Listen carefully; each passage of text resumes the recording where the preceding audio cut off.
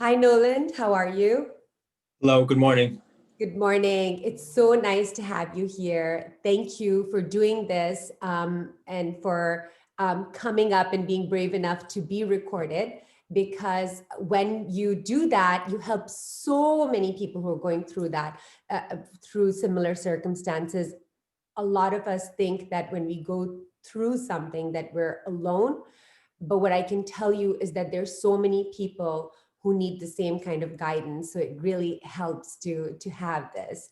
So thank you for that. I just want anybody who's watching this to know that deliberately to keep the identities intact, I am going to be changing names, changing things so if you see somebody who's a Noland, understand that we're going to change these things. So don't, we will do a number of things during this session that are going to make sure that we are not identifying any of the people that we're speaking about or the people that are present, except for me, you know who I am.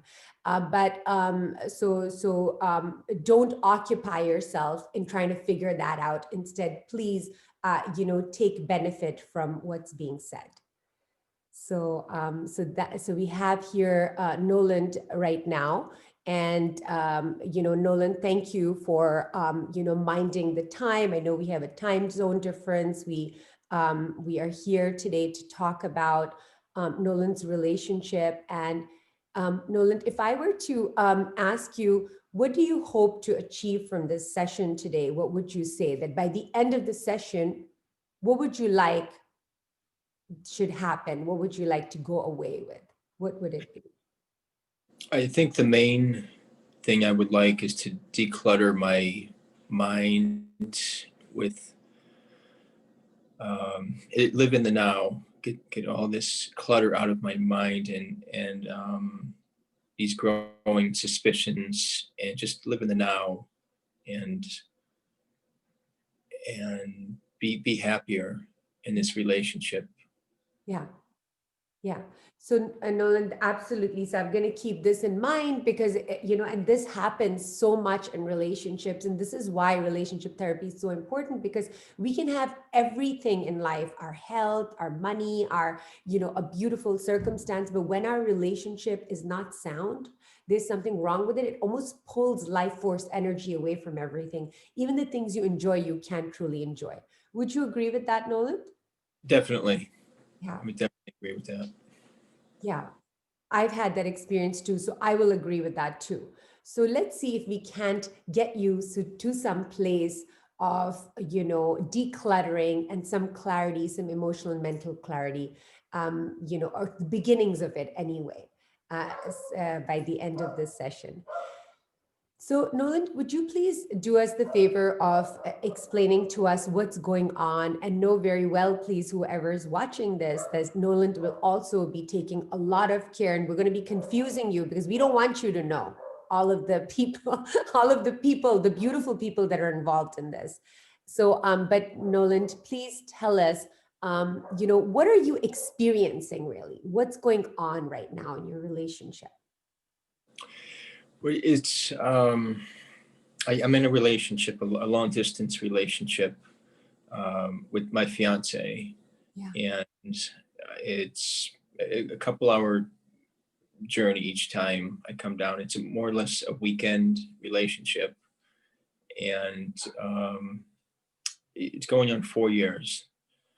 So there's been things almost from the beginning that made me start wondering.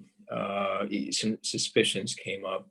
Things didn't seem right or sound right, and just growing suspicions. And every time I come down to visit on the weekend, which has been most weekends, um, we seem fine. We really get along well.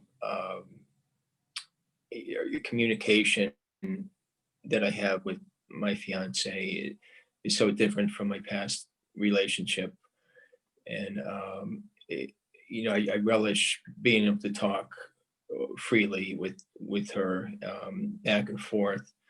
The thing is, when I'm away, when I go back for the week, um, because of these suspicions, some concrete, some unfounded, I'm sure.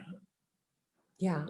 I, I go through tremendous anxiety, and I think my mind, I overanalyze everything, and because of it, I have, as I stated, so much clutter in my head, and a lot of times I think the worst, Yeah. uh, Yeah. these suspicions, and we talk.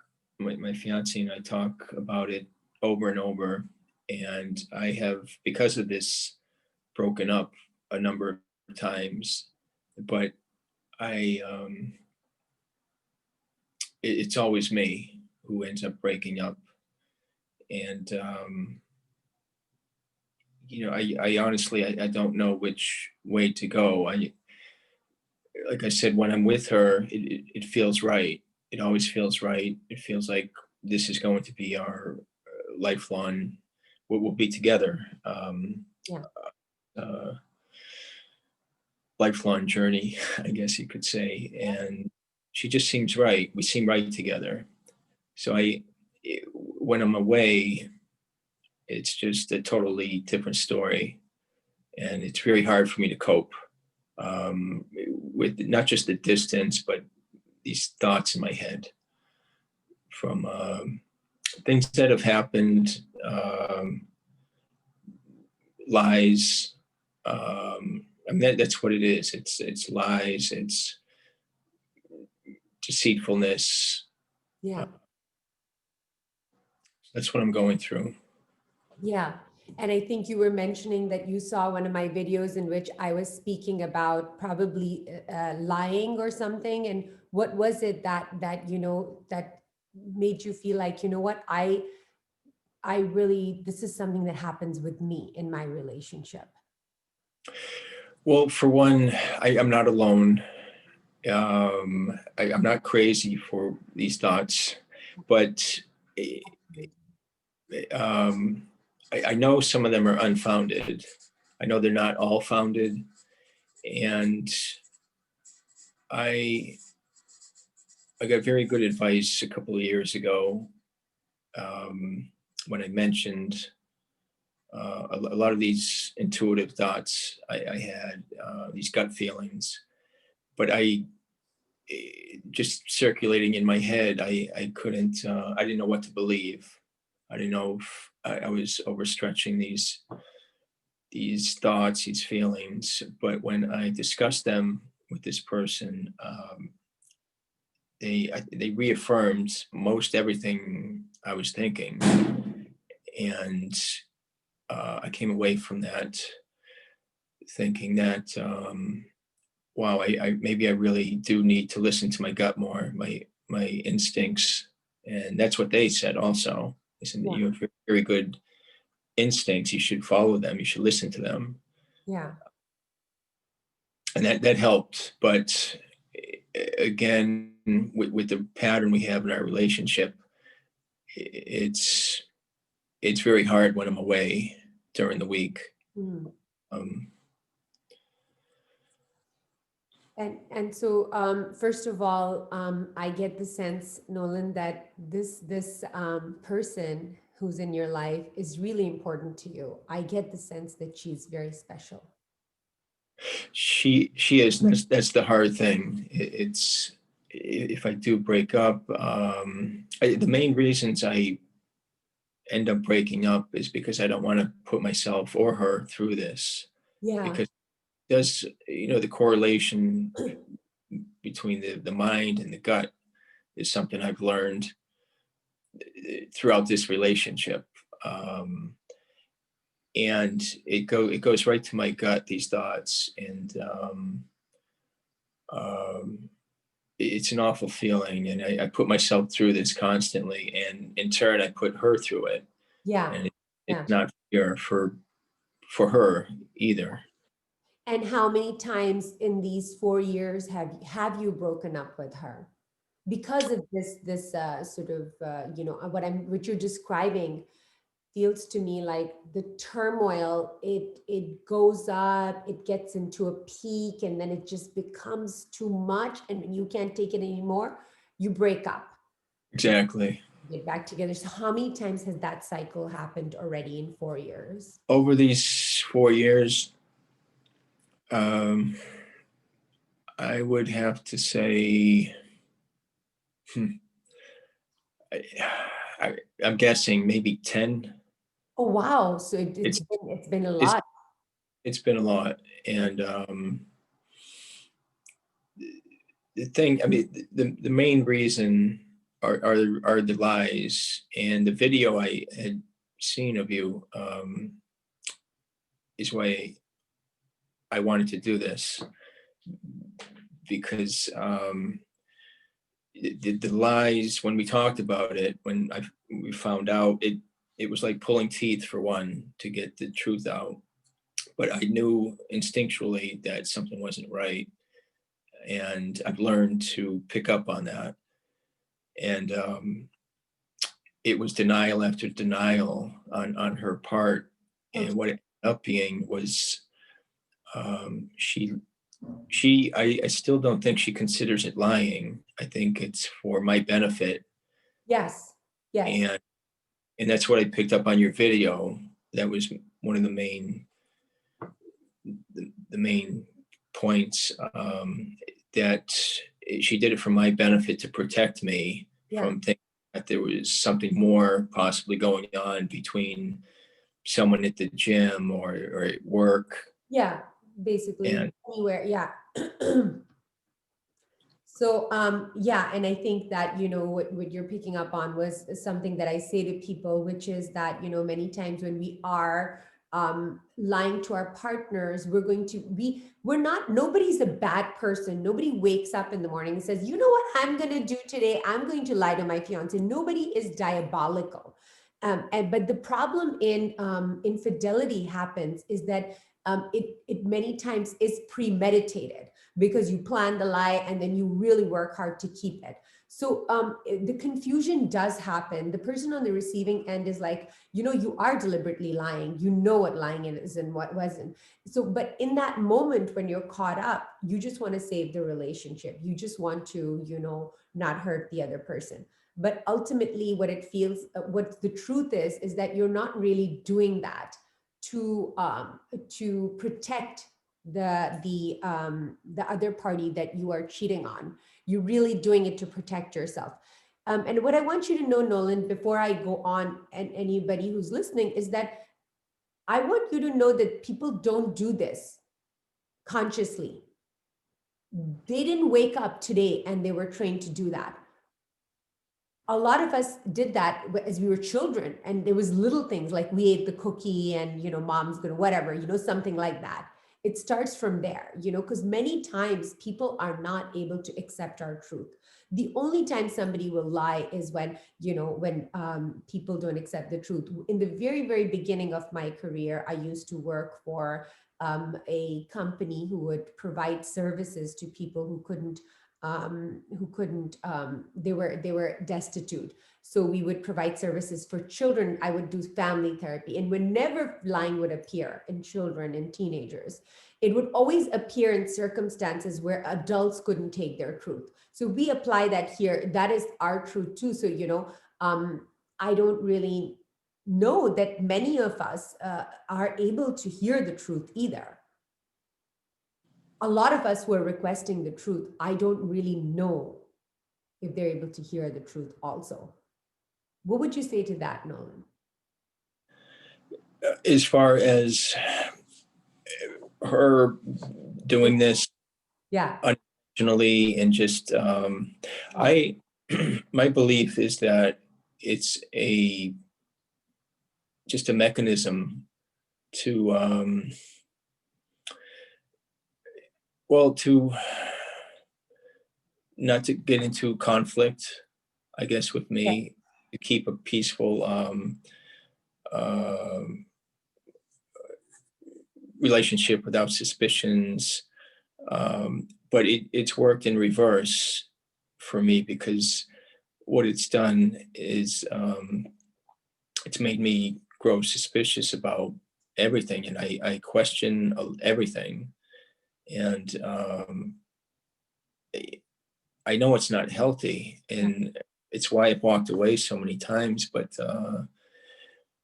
um, I've even prayed for guidance Yeah. with Yeah. what can I do to achieve peace and serenity in my life. Yeah. Yeah. Almost every time it comes down to this relationship, Yeah. It and comes. I Yeah. believe I know the answer, but I can never stay with that answer. I think I know what to do, but Okay, it's tell me, hard. what do you know? What do you know? What do you? Well, the things that don't give me peace and serenity are going through this relationship when I'm away, at least. Um, when I'm away, because of these suspicions, I just, I guess I don't have trust. And it's an awful way to live. But on the other hand, I don't want to lose her Yeah. because of all the good qualities in her, which there are many. Yeah. Uh, Yeah. Yeah. it's hard to, does one outweigh the other? Can I live with one? And that's what I'm going through. Absolutely. And what do you, I think you're scared of saying this too, and it's totally okay. And if you feel you can't say it right now, don't. But do you have an idea of what the answer is? Well, definitely communication, but I, I know I can't maintain a long distance relationship. Um, but I'm a little confused. I know we've talked about me moving in Okay. um, with her, and I think that really would help. I, Yeah. I'm, I'm, Yeah. I'm positive it would. Okay. I don't know how far the suspicions would continue. I think they would dissipate. If you were living there. Let me ask you, when you were saying that I know what the answer is to, I'm going to ask you the question, but don't think you have to answer it. If Okay. you're not comfortable, you don't answer it. Not, because sometimes emotionally we're not ready to answer some questions. But when you say that I kind of know what I need to do, I think that, I've asked for help from God, and I've asked for guidance. And I think I know what I'm supposed to do. Do you feel comfortable sharing what answer, what did you get? Well, the answer I almost always come up with is to end the relationship because it's what prompts all this anxiety and just this uh, unhealthy thoughts that continually go through my mind. It could be, it's throughout the day usually when I'm away. Yeah. And so I mean the answer seems clear to me, but I mean that is the answer I come up with. It's what does not give me peace and serenity in my life, and it's the conflict in this relationship, and it's the mistrust. Can I ever trust someone like this who doesn't really believe it's lied? I mean, she's gotten upset with me numerous times because I consider these lies, and that she's lied to me. She's a liar at those times, and she just I don't think she believes that. She doesn't consider herself a liar, Yeah. Yeah. and we've gone back and forth with this. I said, but what you was a lie, and Yeah. so we have great communication, except when she lies. And What I'm I understanding. mean, there was a time. Yes, please go ahead. There was a time. Yes. Well, just there was a time where, for instance, her gym membership was expiring, she was going to renew it, and what she did, she got a free personal training session, and um, she she thought that I would be upset if she got personal training sessions with the guy. Yeah. Yeah. And the thing is, we talked,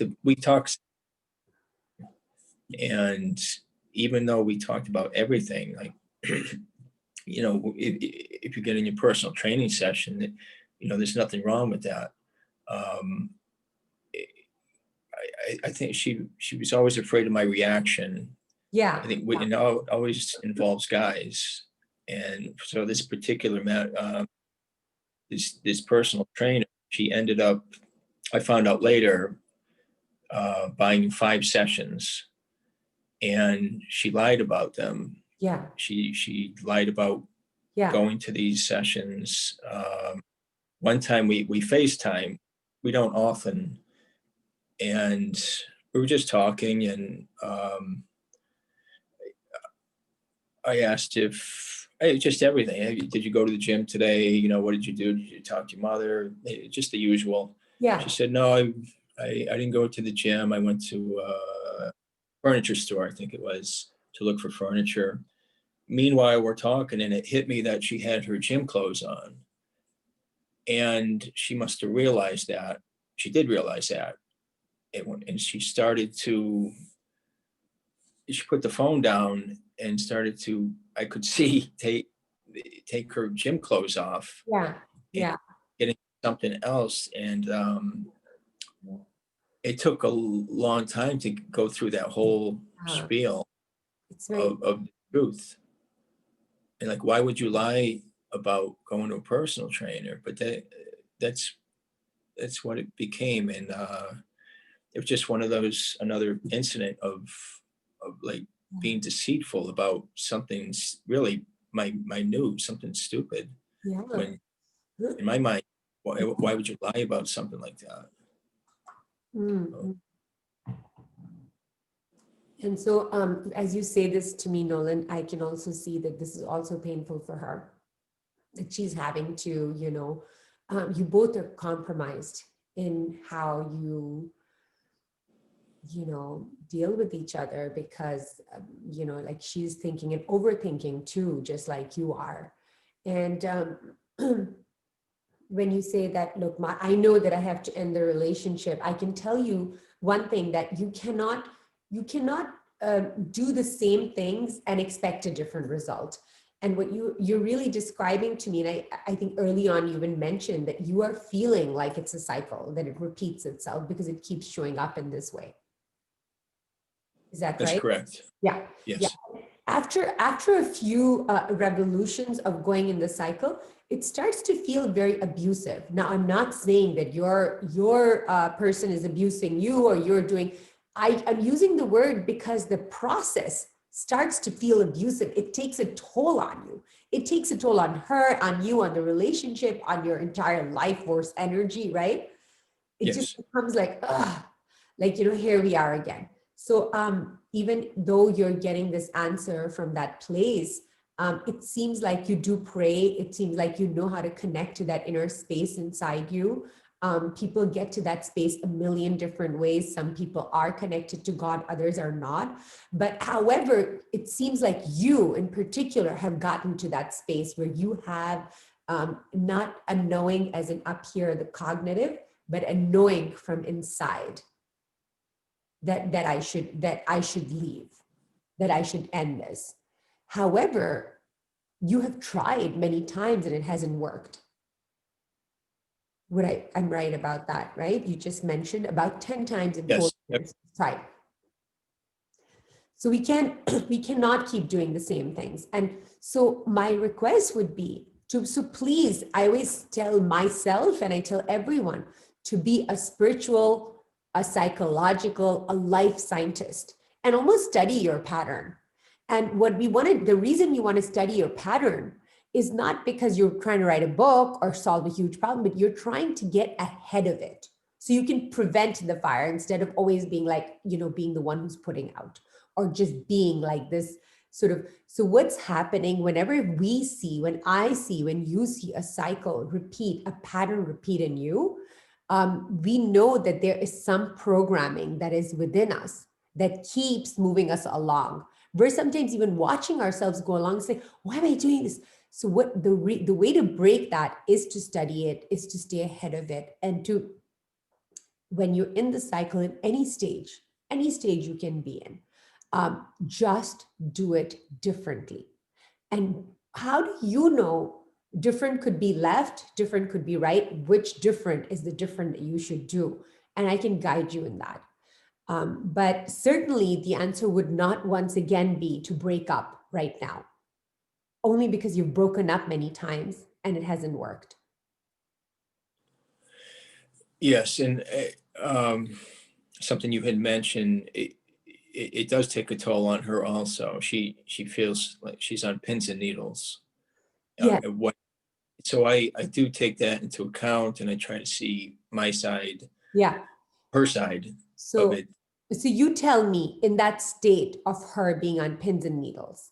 Now, please don't think that I'm trying to take a side here. We're just trying to be objective and we're just trying to study it, right? So when a person is on pins and needles and maybe is used to lying or has lied recently or is not used to lying, but is used to lying in this particular relationship, but something has been set. And on top of that, enough incidences have happened where, there's pins and needles, then she's not going to be able to tell the truth. And the way this goes, it's not very simple that, it's that if she just came out and said it, you wouldn't have to inquire and keep inquiring, right? And but Yes, you go into that extreme sort of,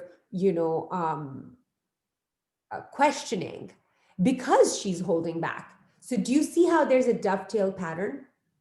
I But do. you would not do that unless she did that. But because she does that, you do that. And it just like you both are feeding off of each other, but you're both hurting yourselves and you're hurting each other.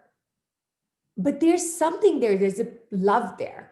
And one thing I want to tell you that I see here, being present here with you, is that when you're with her, there is some energy that you have with her that is very beautiful, that somehow reaches a deep place inside you and you really like it. I mean, I know this, that you're not 14, 15. So, you've been with enough human beings, whether they're in capacity of romantic versus not, to know that you don't have that with everyone. Would I be right in saying this, or am I overestimating that this is maybe better? Am I saying that it's better than it is, or am I describing it a little bit accurately? No, I think that's accurate. It is the good that I see, and from communicating, it's good in both of us that we both see Yeah. that we don't lose, because we do see a future together. And you're right. I mean, we can't keep doing the same thing. I mean, one of the, eh, like I said, I know I can't do long distance. It's too much for me. I know for it to work, one of the key elements is to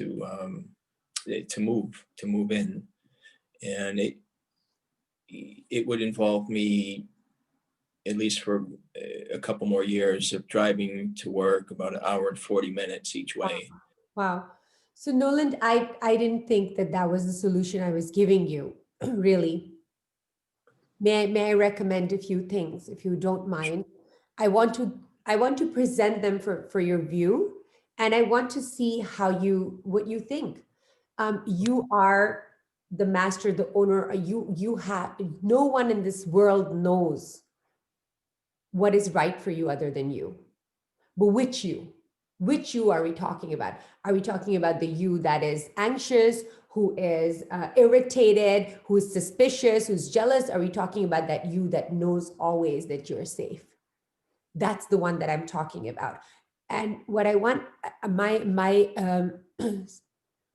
My desire right now in the session with you would be definitely to try to help you identify when you know you are in your authentic self. I'm giving you these words right now without explaining much.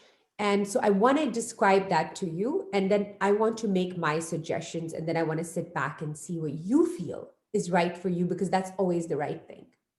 Okay. Okay. So what I want to tell you is that every human being, not some of us, every single one of us, when we are given a problem, there is a mechanism inside us that has the remedy, that has the solution. And that is our authentic self. I'm going to give you these names, and I'm going to, like, authentic self, we can call it, if you want to do spirituality, if you want to go to, you can call it a soul. People call it soul. And then, you can also call the authentic self, inner counselor. That's a good one. And I really like that one too, because that is the best therapist, the best counselor in the whole world, because it has information for you that is extremely precise for you. And it resonates. It is such a true part of you. It resonates so deeply with who you are, that when you make a decision from that place, whether it's an unpopular decision or not, you have somehow the capability, when you have gone into that place and you have heard that and experienced that, you are not only able to take that action, but you are able to put up with or work through any impediments that come in its way. Because whether you take right or left, there are pros and cons in each, but they don't feel like that, because they are such a great representation of who you truly are. How to connect to that place is very important to know. There are parts to us. For example, just in this session, in the brief time that we've been together, you know that there's a part of you that is feeling like, I have to get out now.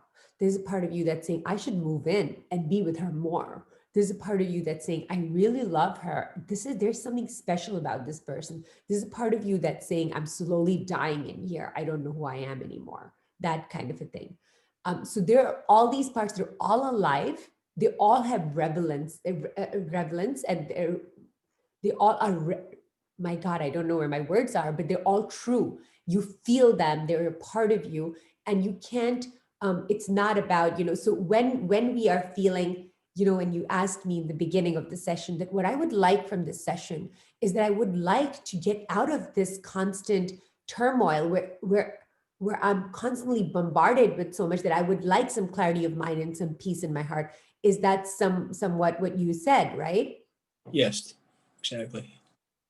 So what happens, Noland, is that when all of these parts of ours come to visit and they're all speaking sometimes simultaneously, you can feel like you're going crazy. Whenever you feel that your life is a roller coaster, that 1 minute you're in, 1 minute you're out, you're like, I'm breaking up with you, this is over. 1 minute, like, oh, let's get back together. When you have that feeling, you know that it's that your parts are controlling you. And what we want to get to is self-leadership. And this is a concept from integrated family systems theory. But what you want to do is you want to have self-leadership, which is that you want you to be in control of your parts, not the other way around. So who's you? Who's that you? That is the authentic self, which I'm going to try and identify to you.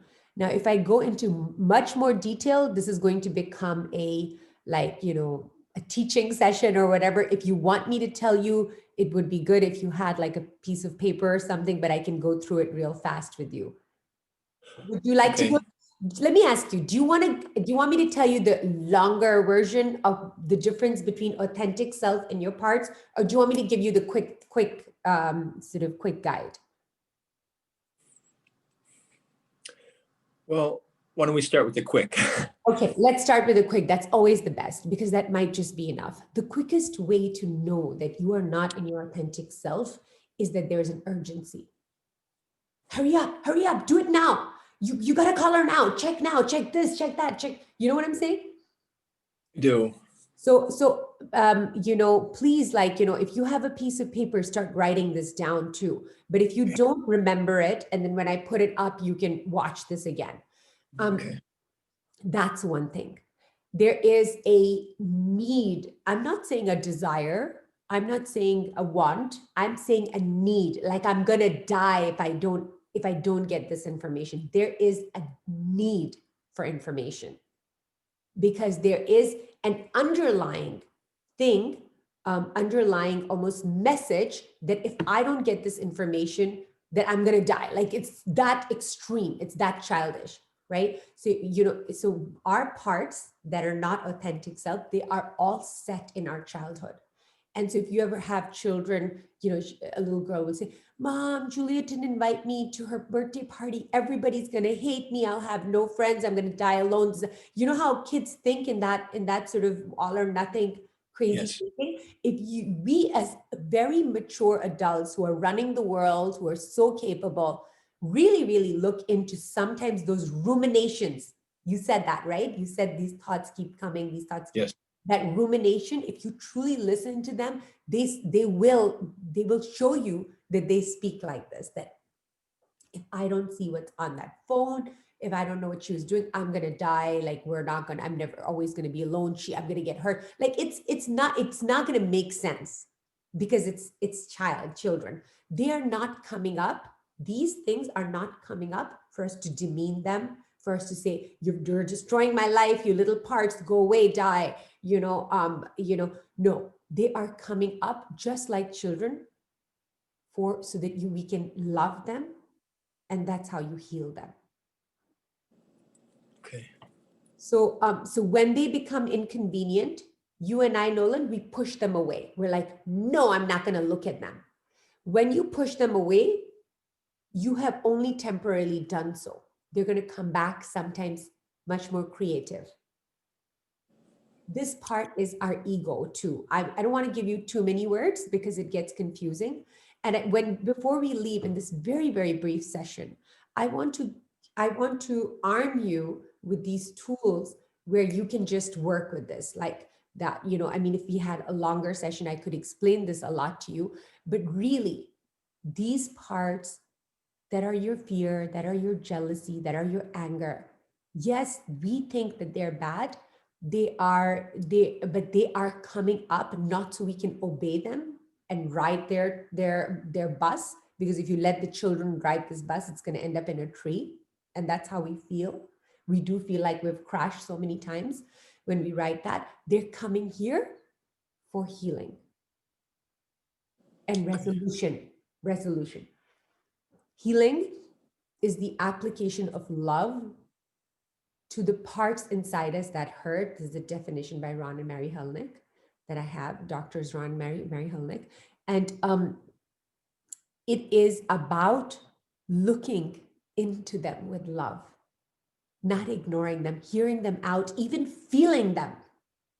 When you are engaged and looking at these fearful parts, walking towards them, even though our instinct is to run away, it really is. When you are looking towards them for the purpose of loving them and healing them, it is not the same thing as us buying into them. You take their power away. Generally speaking, these uncomfortable feelings, I'll give you this good news, will only come and last for about 90 seconds if you allow them and you work with them. So just get through that. So I'm going to recap now. When you have a thought that comes in, a conversation that comes in, a self that shows up, and you want to say, look, I've been following my anxious parts. Those little parts are called anxious parts versus authentic self. And I have really not ended up in the right place. And I am getting that again, that I'm getting this sort of roller coaster feeling. I'm getting this urgency, hurry up. I'm getting this sort of all or nothing type. I'm not safe feeling. Then then in that moment, you know that you are in your anxious parts, and that's okay. The reason they are coming up is because these are things from your childhood that haven't been resolved. Notice that in this conversation, we haven't spoken about all of the betrayals that you've had in your childhood and growing up. My assumption is that yes, you've had them. Would I be right? You're, I think absolutely right. Yeah, I always think a lot of these underlying issues with myself started with my parents' divorce Yeah. and being sent away from my other siblings to live with my father, losing touch with them, choosing a different path. And so those were my thoughts. That I think a lot has to do with that, but I'm not And sure. Nolan, what I'm going to tell you is that, somehow you got through it. And I'm so happy that you got through it and you're here sitting in session with me and all of us.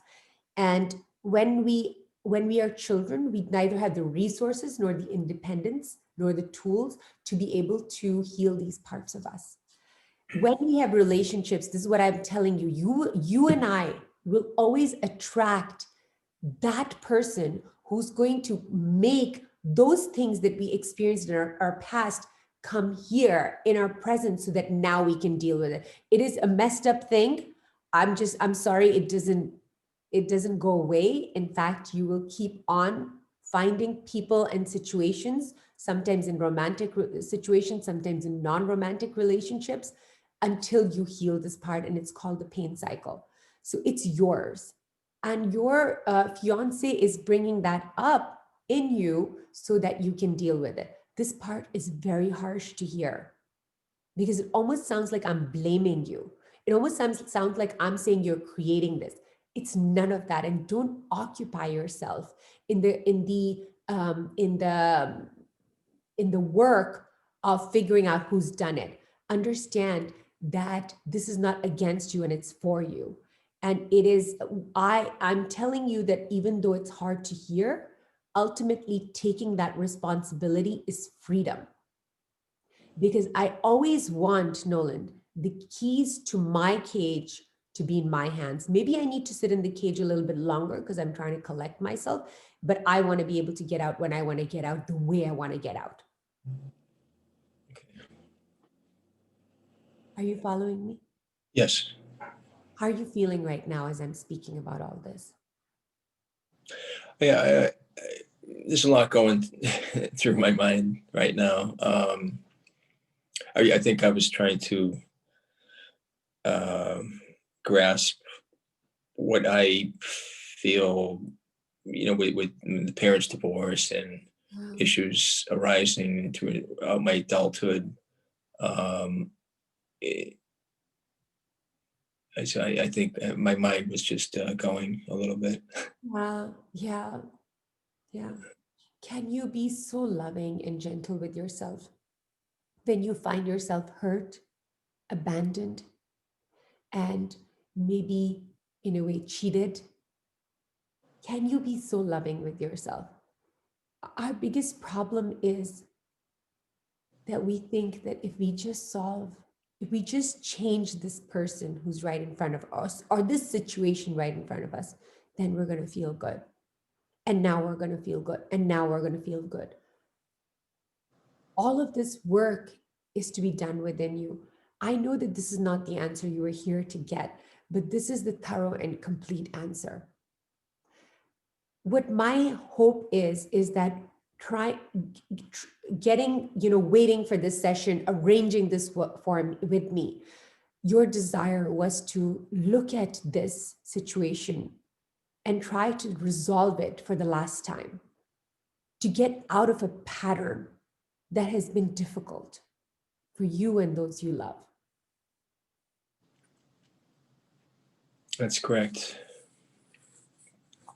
And so, Nolan, this is the complete solution. The work has to be done within you. If we had more time, I would explain exactly what that looks like as you shut this session with me and go out in life. And you might find that in other sessions or something, but I'm trying to think about a book or something that I can recommend to you. And I don't have anything at the top of my head right now. But if I think of something, I will email you. Um, but what I want to tell you is that when you are when you are when you are experiencing all of this pain, confusion, and this jealousy, these are all moments for you to sit with that insanity that happens and to see if you can work through your anxious parts and settle them enough so that you can reach your authentic self, because you're not even going to be able to hear it. It's going to all be lost because the authentic self, its nature is such, the soul, the authentic self, its nature is such that it doesn't follow you. The anxious parts, if you don't listen to them, if you don't take the time to listen to them as I'm asking you to do, they're going to gnaw at you, they're going to yell, they're going to scream, they're going to get upset, they're going to be like, wah, wah, wah, look at me, look at me. And they will come back in different ways until you actually look at them. Then you still ignore them, but yeah, you look at, but they will follow you. The authentic self isn't offended because you're not listening. It's going to keep its stance. It has a stance that is not based on norms and society and this and that. It has its own mechanism of how it arrived there. It doesn't change its mind because it's inconvenient for you or me or anyone else, but it doesn't follow you around begging for attention. You have to walk to it. Okay. And the path is not clear and you can't hear it because of all of the noise from the little parts. These are all little parts of us. And are you a parent? Yes. You are a parent, okay. And so what I want to tell you is that you'll notice, I am too, I'm a parent too, and I was one of those very intense parents until I learned and I healed these parts of me. But you'll notice that when we are over parenting and overdoing, you'll notice a lot of us, our parenting is informed by the things that happened to ourselves in our past. And the opportunity here is, and nothing ever changes unless unless we actually go and we parent ourselves. So when these little ones are coming, they are coming for that parenting, that loving, right? So for example, this little girl that I said Julie has not invited me, I know that that's not true, but she's not really going to even give me the time of day until I actually listen to her. So it would be my opportunity. I've had bad parenting that I've done, but when when I'm really, really cognizant, I'm trying to do good parenting. The way I would do this is that I would actually listen to this girl, this little girl who thinks this is the end of the world. I will actually listen to her, and I will listen to her in loving, not listen to her in a way that I'm just waiting for her to shut up so I can just tell her, no, you're wrong. Listening to her and allowing myself to feel her pain and to be with her, with her in her pain, and then telling her, it's okay, I got you, I'm here, and this is what you need to tell your parts. Now, I'm talking about all of these really, really crazy things, Noland, about you having parts, having conversations with them. Like, how are you feeling about all of these things I'm saying? I think what stood out just now was parenting myself. And I think a healing process, but all has to start with me. Yeah, And I mean, I'm looking forward to it. That's my goal, yeah. uh, Yeah. We have to we do have this. yeah, we have been taught in the ways of if I only change this, if I only say that, if I only move here, if I only do this, then my person will be okay. If I look like this, if I do this, if I, study this, if I, then my person's going to want to be with me. Then my person's going to want to leave everyone and come with, so we're always trying to manipulate things on the outside. However, we have to also keep in mind the realities of life, because we are grown individuals that don't believe in mythology, that want to be lovers of reality. And the reality is that we don't have control over anybody else except for us. And if you're going to feed into, if I just speak to my beautiful person in this way, if I just make her see that she's wrong, that I'm right, that this is lying. Now I have a person who is a psychologist who's saying that you're lying. Then she's going to be okay. Then she'll listen. Do you know what I'm saying? Yes. We have no control over what others do. It is literally what I want to use the word, I'm going to use the word addiction. The other word to use, which is a little bit more accurate, is dependency. Dependency and addiction, they're very, very similar. In fact, they can be interchangeable. But what I want you to notice is that when we get into something like this, and that part of us is gnawing at us, it can literally feel like a drug. Like, I have to get this. We're extremely sensible. People are going to do things that they're surprised they're doing them. Okay. What do you think about what I'm saying right now? No.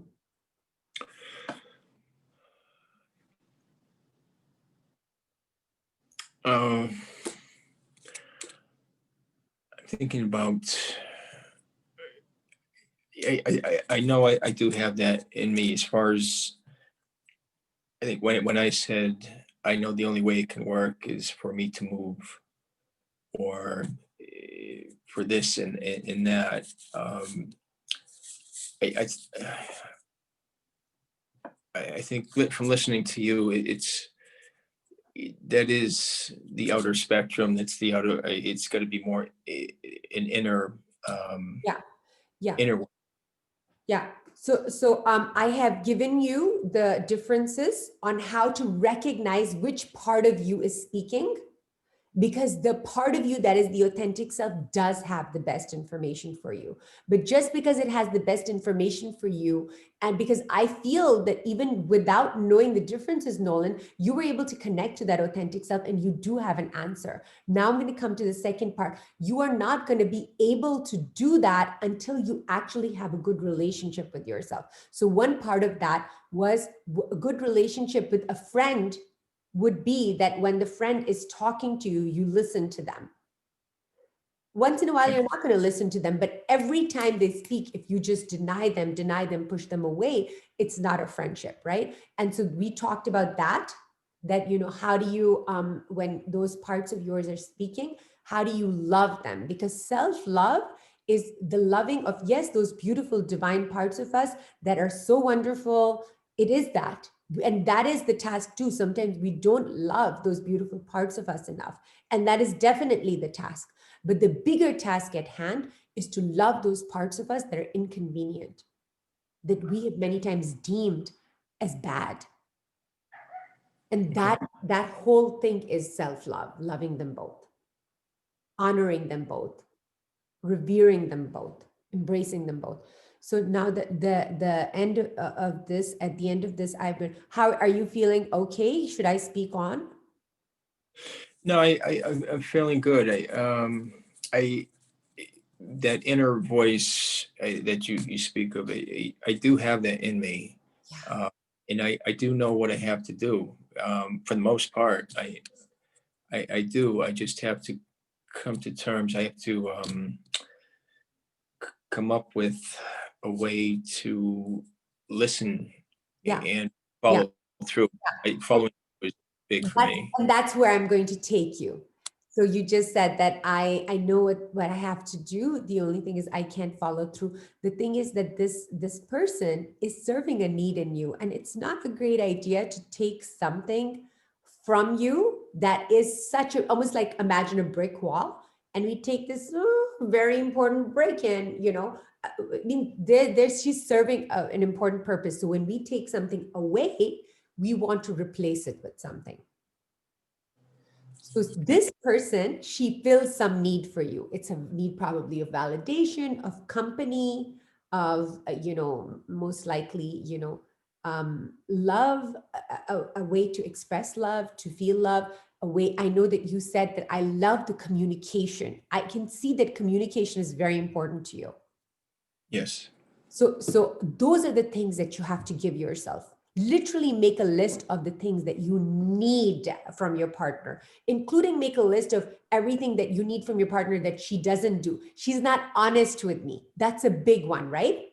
Yes. It's Honest. a, If I were just to really, really fast, I know that we don't have that much time. But if I were to really fast ask you off the top of your head, without you really thinking about it too, what do you want from her? You want honesty. I have that. What else? honesty is the top. I'd have to say. I think Truth. There's two different. honesty, truth. Yes. I think with those two, I mean, most everything else follow. Okay, okay, I understand. But what does she serve for you? Let's also ask that. You love communicating with her because she allows you to be yourself. That's what my guess is. I that's very correct. My past relationship, I was married to a woman for about 32 years with uh, almost no communication skills, and it was a very codependent relationship.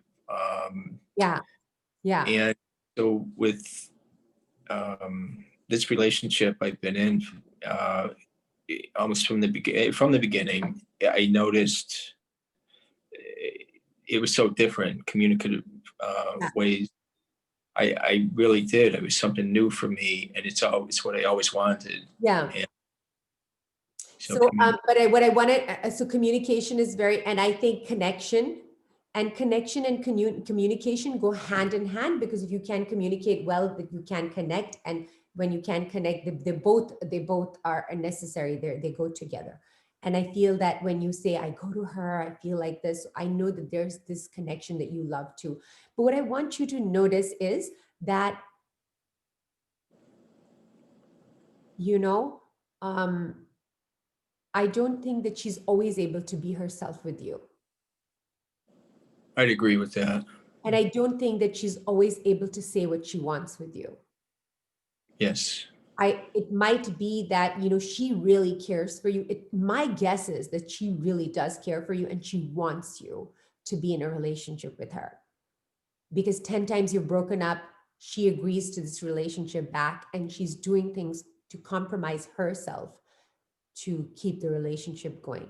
And I want you to know that, like, I don't want to throw too much at you, but I'm not saying you have a codependent relationship. I don't mean to diagnose anything, but I'm saying that the features are depending. My peace, my sanity depends on you doing this and that.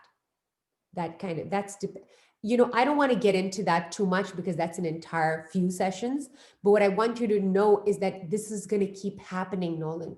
It's not just this person, it's the pain cycle. It's going to, unless you heal it, you're not broken. You don't need fixing. None of us are broken. We need healing with love. And so unless you fix that, you're going to keep finding anybody else, you're going to find you're going to do the same thing. I feel the same way. Yes, I definitely believe that. In about a year, 2 years, something like that. Sometimes it's faster for people if both have, but you're going to meet people who are going to be the dovetail pattern. We attract those people. I did that for so many years. We all, like, nobody gets a free pass. Let me tell you, I actually studied so much so that I can find a back door. I'm like, you know what? I'm going to find the pass. There's no free passes. We all have to be whipped into shape and get up and face the parts of us that are Yeah. difficult to face. right? So what I want to tell you is that I have this tiny list: honesty, truth. Now, you know what I'm really requesting you to do is that everything that you need from your partner, you have to provide to yourself. You cannot lie to you. You want loyalty from her, then you have to be loyal to yourself. Listen, take the time to love the little ones. And so you cannot lie to yourself. You have to be honest with yourself. Those two things are imperative. No betraying yourself if you're worried about her betraying you. All right. And no covering things up. No managing your perception if you feel she's managing your perception. So be Okay. very, very clear. One of the skills, the tools that I'm going to recommend for you is to every single day in the morning, or most especially when you're feeling flooded with ruminating thoughts, take a piece of paper and start writing. No preposition care, no care for beginning, middle, and end. You're just writing. And when you're done with that, you don't read it. You don't even go back to the paragraph before that. You don't read it. You shred it right away. You don't keep it with you that I'll shred it later. No. If you want, when that clarity happens, it's almost like cleansing. It's almost like getting rid of, something that is unwanted in our body. So when you get rid of that, you'll have this sense of clarity and you might have some epiphanies. And for that, I would say keep a diary. This is like a pad that you can tear up. And you write in that diary any insights that come. Okay, I did that for years, but I haven't, the whole relationship, I haven't done that. I think that's a Do good this. idea. Do this. Our ego will tell us, no, it's so boring. It'll take so much time. You know what takes time? All of the insanity that we keep causing. Right now, if I were with you longer, I would talk about other dynamics that are going on here as well. But the other thing that I'm going to tell you is that the other things that are really personally important to you are communication and connection. You need to communicate with yourself. So please do the writing that I'm asking you to do, and Okay, write down, be with yourself. okay, I'm saying do the writing, that's the doing, but the idea is to ultimately be with yourself, be present with yourself, with gentleness, with the care that so the child that you have in your life, your child, do you have a good relationship with them, with that child? I have two. I have adult children. Um, I'd rather you not give me too much detail. okay, Uh, there is that, but just tell me that, are you close to these children? not nearly as close as Are I you want. protective of them? Is there somebody in your life that you're protective of? Well, my children, grandchildren, If uh, something happens to them, somebody crosses them, you would be upset. definitely. Okay. Okay. So I want you to give yourself the credence that you would give those people that you're protective of. Think of them. Would I be okay if this person came and they told me this? What would I say? Okay, So use that as a guide because you have lived enough life to practice nurturing. You know this lesson well. Even with your partner, you are practicing this. You are showing up in your loving. How would you treat your partner? That's the way you want to treat yourself. Nothing but the best for you. okay. Okay. It sounds easy. You know, No, it is easy. Once you start doing it, it is easy. It's just almost like a shift. I don't know. I maybe where you are, you don't have snow, but I want to give you an example of snow. But the same thing applies for land and for any land. That let's imagine that there is like a snow mountain. So the first person who goes down that mountain, they might have like a little bit of they may need to create that groove, but then the next people that go down, and if they go down many times, that groove is completely created to the point where now nobody needs to steer. You just sit on top and you just get to the bottom, right? yes. And so I'm giving you this example to explain neural pathways in our brain. And so what we're trying to do is, because of habit, and when you find yourself stuck in a cycle, what's happening is at the top of your hill, you're always ending up in the same place. And what we're trying to do is we're trying to create new neural pathways. When you see yourself going down the same lane, it's okay that you went down there. Be patient with your mistakes. Don't demean yourself. Oh, there I am. I had that session. She told me not to do it. I'm doing it. It's okay. If you want to make a change, you have to be kind to the part of you that makes mistakes. When you see yourself going down, you just make a different choice and you go down a different path. You want to pick up the phone and say, I'm going to find out what you're doing, and, I'm going to look into this. Look into yourself instead. So when Noland, I want to explain this to you. I don't know if I want to bring it home by telling you that the reason I'm asking you to be honest and truthful with yourself, to communicate with yourself and connect with yourself more, is because I'm trying to create a very, very deep relationship with yourself, so that when you are going to do something that'll wrong you, that'll hurt you, you will have a camaraderie, a partnership, a love with yourself, that you'll say, no, I'm not going to do this to me. Are you Okay. following? Yeah. Yeah. And when I know that you are a man who is able to take care of the people they love. So I know that if you have been given this security job, that, and your client is you, that you're going to be really good at it. Okay. So how All do right. you feel right now, Nolan, as we sit right now? How do you feel in your body? I optimistic. I mean, I do. What you just said. I know when I hit that same path in the 360.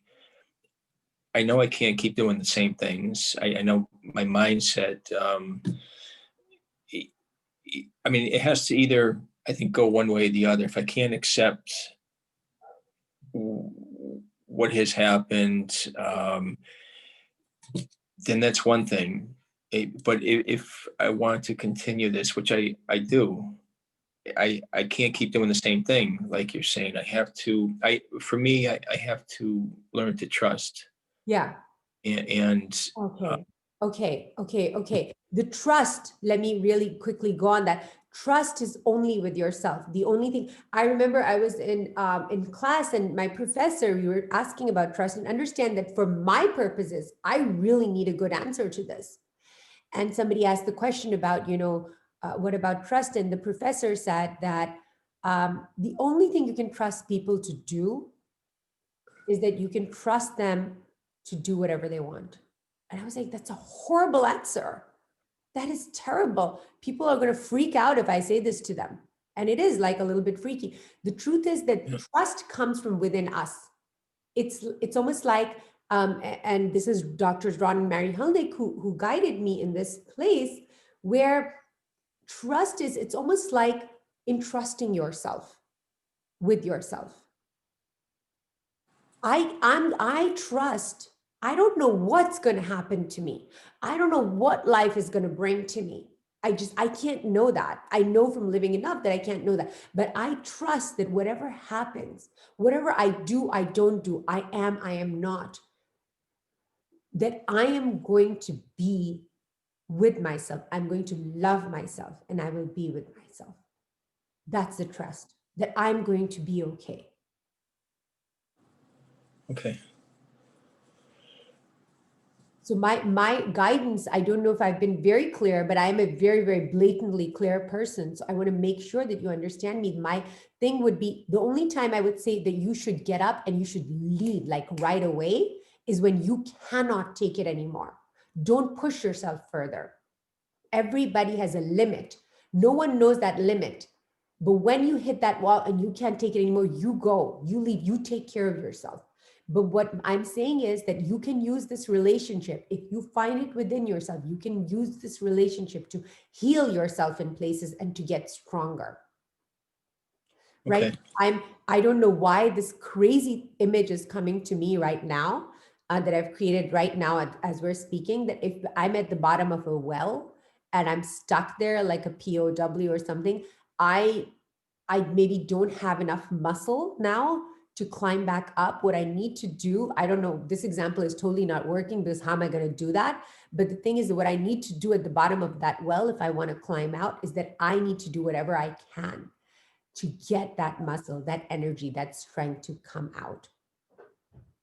Otherwise, Okay. I'm just going to keep falling in. I'm going to keep falling in. So, in this relationship where you are at this moment, what I want you to do, Noland, is to use the pain that comes from the relationship over and over again to find yourself again. And when you find yourself, there is going to be no therapist, no coach, no book, no advice that you will need, because everything you need is already inside you in that place that, by the way, you already know how to connect to. That's what I would like. You have it. This is just a matter of loving patience, of understanding that this is a very beautiful, beautiful work, that this is the way to your salvation, deep, deep inner salvation, where you get to employ the most important freedom that human beings have. When I was a kid, people would say, oh, human beings are superior to all animals and we have free choice. And I would say, what BS? Absolutely not. I feel things happen to me the way they want. People do whatever they want. They just leave and I just have to put up with this. So I don't get what this human choice is. Well, as I understand and experience it now, the human choice is that we as humans have the ability to feel whatever we want to feel despite what's happening to us. Okay. We can choose to feel what we want no matter what other people do to us. We have a choice on how we feel about this. Have you ever heard this existential philosophy or psychology before? Like Sartre or Yeah, um and one of my favorites is certainly, I feel like I'm sorry that our session is going on so long. I have to go soon too. But my favorite is Viktor Frankl, and he was in Auschwitz, in the concentration camp, and he noticed there are a few things of importance that I want to tell you. Number one, he was a psychiatrist, so his life's work was burnt. They didn't have the cloud, so they couldn't save things there, and his wife and I believe whatever his family was killed. So um, as far as he knew, they were killed.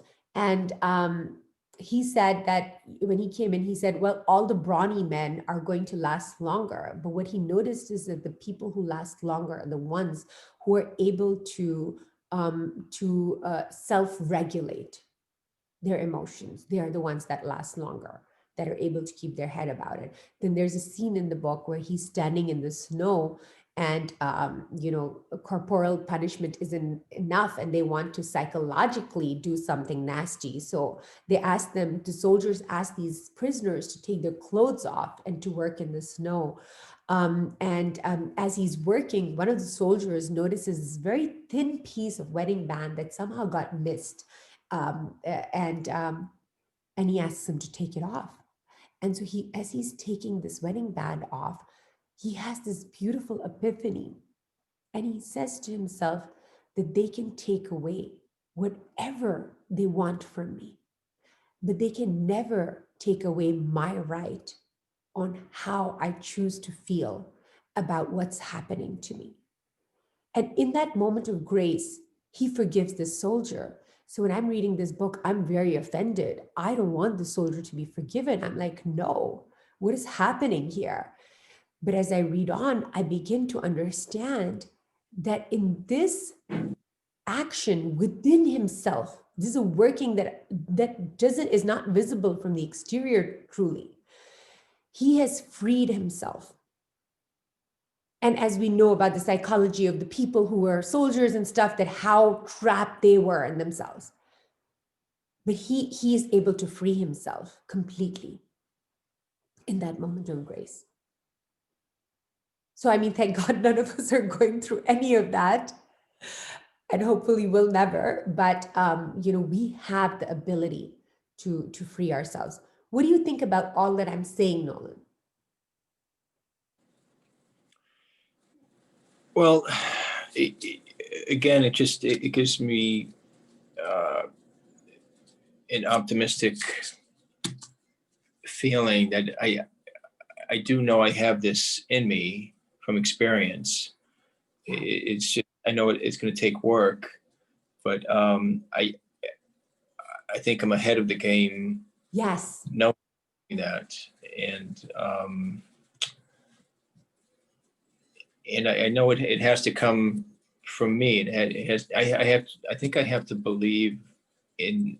I know I have to believe in myself more, in these intuitive thoughts, and just what I have in me, in my mind, what's right, what's wrong, what's healthy for me, what's not, Yeah. Yeah. and go from there. Yeah, yeah, and absolutely, and I love that you said that. Yeah, it's already in me. Some of the benefits of being in this relationship for 4 years already is that you have evidence that it's not going to work from that angle. That you're gonna say the right thing, or make her say the right thing, or make her believe something, and then you're gonna get peace. Correct, correct. Another way to go So I about this that I do with my clients is that if I basically, sometimes when you're in a relationship like this for a couple of years, you forget what you want in your life. So if you figure out that right now, I can tell you that what you want in your life is you want honesty and you want communication, you want true connection. You can't truly say that your communication is good if part of, the other party is many times not being honest, and is many times not able to be themselves. We talked about this, that she's not able to be herself. So this is going to come up. But so the idea is that, a very, very quick gauge is that if you're not able to live according to your unique values, your unique circumstances, this doesn't have to do with the culture you come from or the religion, your unique values and what you want from life. If you're not able to live like that with a person, that's when you need to start thinking about, what am I doing? What when do I I compromise want? my principle, right, right, And who's really and at for fault? her, And why is she at fault if I have chosen to choose every single day to live like this? This is not to, when we blame the other person, it's a lot of fun, first of all, to blame them. And especially when it's infidelity, understand infidelity is one of my specialties. When you have the person who's betrayed, that person gets a lot of feedback from everywhere else, as in people egg them on, like, yeah, you're right, this person's wrong, this and that. But when we get into that, who cares? This is not about judging someone, because that's not going to get us anywhere. We want to get somewhere. Okay, we have established, oh, poor you. What do you do with poor you? When you get into the blame game, the problem that happens with that is that you miss out the opportunity to actually do what you need to do to get out of your situation. Does not mean out of the relationship, it means get out of the situation, the cycle. I agree. I did that with numerous people, mostly female, to get their feedback. But I know in truth, I wanted people to agree with what I was feeling. Yeah. And you're right. Yeah. And I know, Nolan, I know that many times people need to do that just because they start to think that they're crazy. They start to think, maybe I'm losing my mind. I understand that. But Okay. ultimately, what you want to do is you want to take responsibility for your part, not because you like to do that. No one likes to take, because you want to make a movement. It gets really Yes. painful and cruel to stay in that. Yes, it does. So Noland, as I start to close this session with you, when you check inside, how are you feeling? I I don't know. I always come back to that, the being feeling optimistic. I just know there's a lot of work involved, but I know, like from what you said, I just one of the main things that I know already, but getting it reaffirmed is that we can't stay in this pattern, Yes. because it does become codependent, and I do feel that this is a codependent relationship, and I know a lot of ways it's not healthy, and I know I have to change. If I don't change, I mean, down the road, it could be 10 years down the road, and we both come to this understanding that we've been doing this for so long, nothing's changing. Um, but I just know it can't go on like this. That Yeah. It can't keep doing. can't go on like this, and you can't go on like this. And I don't want to go into these big terms of codependency, but you'll notice that the same features existed, or the same energies existed in all of your relationships. So understand that you and I are always the common factor in where we go. Like I can leave, but wherever I go, there I'll be. So, the changing the Yeah. venue and the cast doesn't solve the problem. And what you want to do is provide healing. Sometimes when I Okay. have people who are trying to evolve personally and they're at that moment single, it is harder for me to guide them in their evolution, because the biggest tool that we use is that unrest, is the pain. Where the pain is, that's where the healing is needed. When you're in a Okay. relationship, you got plenty of opportunities. Yes. Yes. Okay. And so this is, yes, it's about doing, but mostly, Nolan, this is about being with yourself.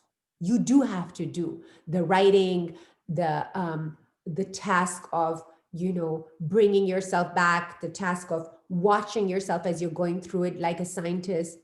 But mostly, what is going to be very, very different now from anything you've done before is being with yourself in that fatherhood to the little boys that have not been given that attention and care from. Yes, they're adults who now don't have that responsibility anymore, but you do. You have adopted these as those adults have fallen out of our lives Okay. as caretakers. So Nolan, with a lot of love and a lot of, prayers and a lot of, um, uh, light, I want to say goodbye to you. If there are other questions that come up, we can get in on a similar session if you like.